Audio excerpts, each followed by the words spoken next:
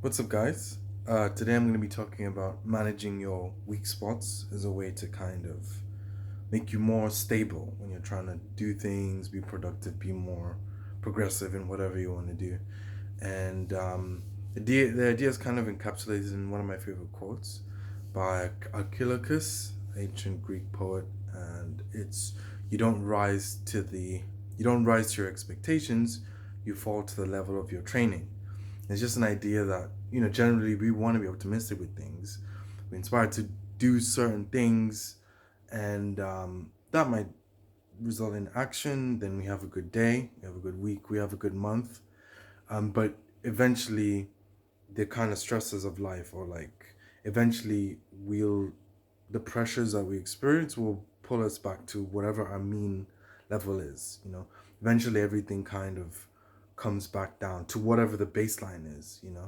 And that's just the way we are naturally. We can only go with what's kind of sustainable. So it's kind of a mindset of you wanna develop your baseline. You wanna know, okay, what is like my go to, like the way I can function, rather than like, okay, let me push myself to this extreme, because it won't be sustainable. And this is why it's kind of good to notice what your weak spots are. And it's like, there's an idea that I heard that was really interesting about motivation. Is like, people might say they lack motivation, but they don't really lack motivation. That's not really how your brain works. Your brain is, you're always kind of, unless you have certain conditions, but your brain is always making calculations about what is worth being motivated towards. A lot of times it's not that you lack motivation, you're just motivated to not do certain things. You're motivated in a different direction. Maybe it's like you're just kind of scrolling through your phone endlessly through TikTok videos, or binging this thing or that thing or whatever. But it's like it's being sent to other places. It's not that you lack it.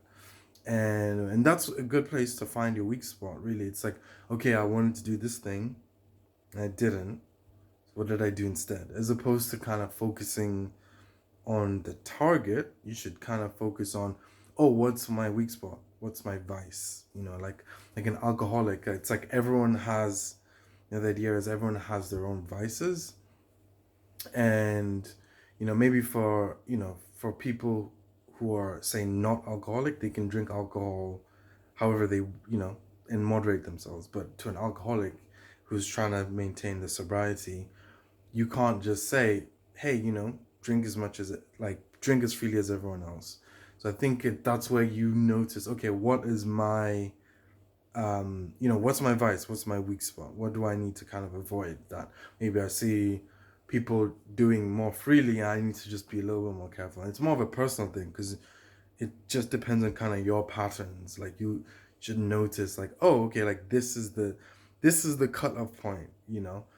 And yeah, and it's just good to be mindful of just managing your weak spots, because at the end of the day, no matter how much you want to kind of take a leap forward in certain things, you're always gonna rise to your drop down to your baseline level. And yeah.